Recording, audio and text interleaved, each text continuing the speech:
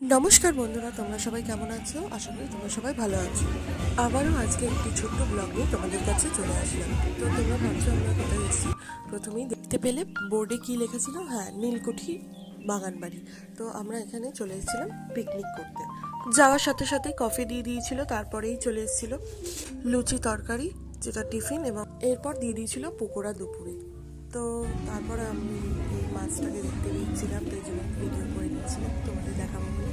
তো দেখো মাছটা কি সুন্দর কাঁকড়া কালারে। যাই হোক, এরপরে কিন্তু খুব নাচা